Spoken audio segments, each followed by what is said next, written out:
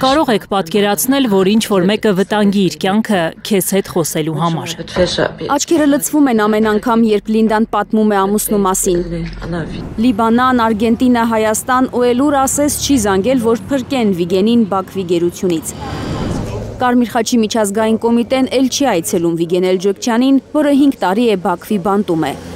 Ադրբեջանը սահմանափակել է կոմիտեի այցերը բանտեր։ Կարմիր խաչի միջոցով վերջին անգամ փետրվարին ենք խոսել հետը, եւ այդ ժամանակ մեկ իմացանք, որ նրան արգելել են այցելությունները։ Տեղս չեմ գտնում, հյուծվել եմ, գիշերները չեմ քնում, երբ մտածում եմ, թե ինչ պայմաններում է ապրում Վիգենը։ Փետրվարից հետո գրեթե 2 ամիս Լինդան ոչ մի լուր չի ունեցել հոգեկան ծանր վիճակում գտնվող Վիգենից։ Ողջ է թե մեռած, չի իմացել կինը։ Մինչև հանկարծ մի անծանոթ համարից զանգ է ստացել անցած շաբաթ։ Ես զարմացա հեռախոսից վրա մի տարօրինակ համարից։ Նա ասաց. «Ես եմ Վիգենը, ինչպես ես»։ Տխուր էր ձայնը, հարցրի. «Ինչպես կարողացար զանգել»։ Ասաց, ես 15 օր հացադուլ եմ արել եւ նրանք թույլ տվեցին ինձ լսել քո ձայնը։ Հետո էլ չլսեցի նրան, հեռախոսն անջատվեց։ Ես այդ մասին տեղեկացրի Կարմիր խաչին։ Կարմիր խաչի ներկայացուցիչը անակնկալի է եկել, երբ Լինդան ասել է, որ խոսել է ամուսնու հետ։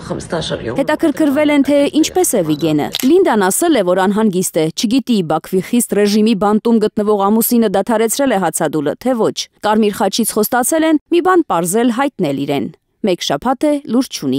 Լինդայի խոսքով Վիգենը չի իմացել, որ Ադրբեջանի իշխանությունը մտադիր է փակել Բաքվում Կարմիր խաչի միջազգային կոմիտեի ներկայացուցչությունը։ Սա հիմնական կառույցն է, որի միջոցով պահպանվում է կապը Բաքվում ապօրինի պահվող հայ գերիների հետ։ Նա ասաց, որ չգիտի ինչ է կատարվում եւ որ Կարմիր խաչը չի եկել իրենց այցելելու։ Ամուսինս հերոս է, այլ կերպ չեմ կարող բացատրել նրա արարքը։ Հացադուլ անել, որ գոնե 2 վայրկյան խոսի հետս։